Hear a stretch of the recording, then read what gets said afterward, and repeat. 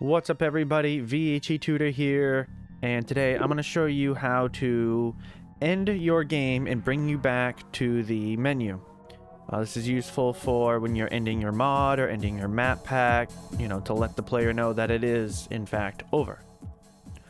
Right, so your player went through your whole mod or your map pack and they finally get to the end, you made this cool sequence of the sound, and you got the door, and you step in, the door closes, super mysterious, you can't get out, and you've got your ending. But how do you actually end the game?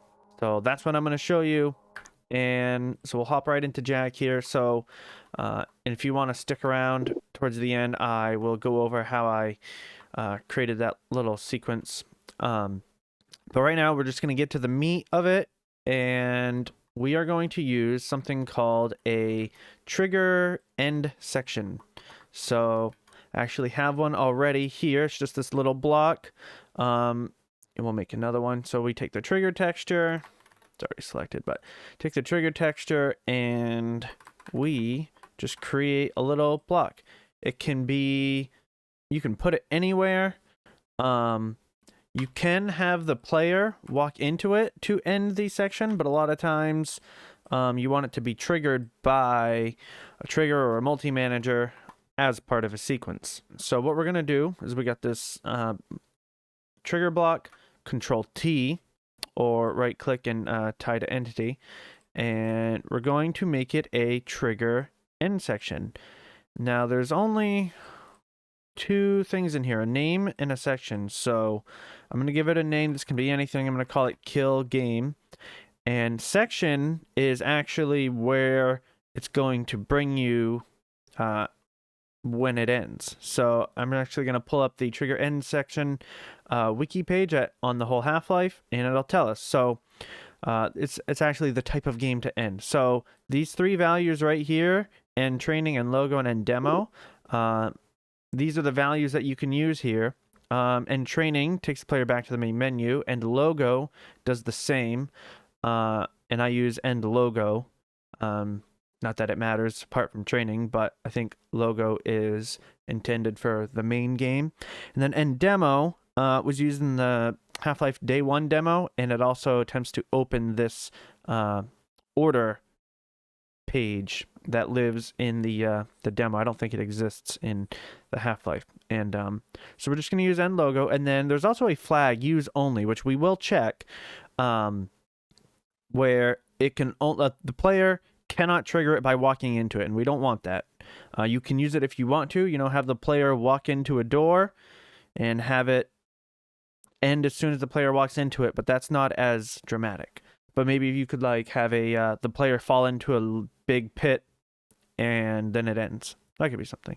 And then, so a couple things to note with the end section is it won't work if the section attribute is left empty. Nothing's going to happen. And this end section must be triggered by the player, essentially, also known as the activator. You can trigger it with a func button or a trigger once, but you can't use a relay because then the activator will be the relay. And this gives you some examples of the ways to use it. The player triggers a trigger once, which triggers the end section, or a trigger once triggers a multi-manager, and that's what we're going to use. So let's hop it back into Hammer. So let's actually copy this, OEM and logo, Control C to copy that, put it in section, boom, that's all we need. And also going to check that flag. So I've named it kill game, and I have my whole sequence here, and I know that this multi-manager is controlling it all, so I'm going to add kill game with a value of 12 seconds because I've already timed it and everything. So that's pretty much it. So then we'll compile and I'll show you. All right, and then so right, we're at this cool sequence. You press the valve, door opens. I got this little flare that kind of draws the player's attention. We walk in. Oh, but we can't get out. I've blocked the player in. So there's this glow and then some text. The screen fades. Text fades. Boom. That's how you know it's over. So if that's all you needed, then hopefully that helped. But if you want to stick around, I will show you how I set up this whole sequence. So what happens is this rotating button triggers a multi-manager here. It makes the burst sound right here. It plays that burst sound, and it also triggers the door to open. I have it start the what's called alien beacon sound, and then I have it trigger this Envy sprite as well, which is a flare6.spr with a scale of 0.3. I could change it to 7, but I don't like 7. I like 0.3. Then the frame rate default is 10, and that just was a little bit too fast for me. So have it at 5. I like it. And I've set it to the glow render mode, which gives it that I'll show you, where it gets bigger the further away you go, and smaller the closer you get to it. Because if we just do additive is the other texture mode, and it looks render mode. It looks the same, but it does not do that getting bigger and smaller effect. So I like the glow. And what I've done here is, if we go back and look, I actually have an invisible wall here that you cannot go through the door until it's done opening. That's because you could break the trigger if you go in before. So basically I have this funk wall toggle that starts on, and I've set it to render mode solid and then FX amount 0, which makes it fully invisible. And I've called it blocker, which is not targeted here. But so what happens is when you walk in here, I have this trigger once that targets final sequence, and final sequence is this multi-manager. And when it gets triggered, the door will close, the invisible wall will toggle back on. Oh, let me go back here. So, you know, this rotating button triggers this, which does the burst sound. Door opens after 2 seconds, and then the sprite starts and the aura sound starts. And actually, the door targets, so once the door is done opening, I have targeted the invisible wall, and it toggles the wall off. So that way we can walk through. And then we walk back in, the trigger triggers the final sequence, and we have the final door, which closes, turns the blocker back on, so that way you can't go out once you've triggered this. And then after 6 seconds, it starts to fade, and it also does the text. And then after 12 seconds, it does the kill game. And I'll show you the game text. So what Valve does is they use env_message, which uses the titles.txt in the game folder. And you can use it if you are creating a mod, but sometimes it's just easier, especially if you're like doing a map pack where it's just the map, to use a game_text. It has the same settings as the titles file, but it all contains in here. So what I've done is I've just called it text because I don't have a lot of entities here. And the message text is what will show up. And that you'll notice is that I have this /n in here.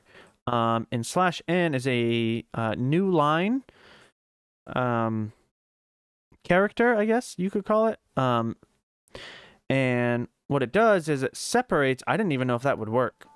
It's used in programming a lot, but what it does is creates a new line, and any text after that will be on a separate line. And I'm actually, like I said, surprised that it worked. That way you can have 2 lines of text in one message. So anytime you need a new line, don't use any spaces, just do /n, and then it can just continue typing. On YouTube is what I wrote. So If we compile that, we'll see it. And text effects, I did scan out, and it has that, you know, typewriter look. And for it to go really fast, I put a fade in time of 0.01. And because this is how long it takes for each character to come on screen. And if you have it at 1, it would be so slow. Every character would take 1 second to show up. So we do 0.01. And hold time, I want it to hold for 3.5 seconds. And that's pretty much it. And then I've got this ENV fade. So that way the screen fades out and the sprite, you know, becomes, you know, that fades out. And this is pretty simple. I have it hold for 60 seconds just because that way the fade won't let go before the map ends. Pretty simple here, nothing crazy. Duration is how long it takes for the fade to actually go from 100 to 0. Pretty simple. And then, yeah, the end section with the section value that we put in here and logo.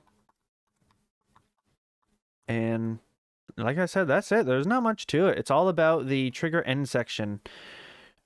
And you can build up a cool sequence if you want. And you know what? We'll compile it again to show you the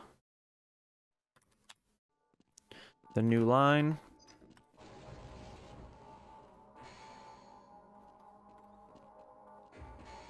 And see how.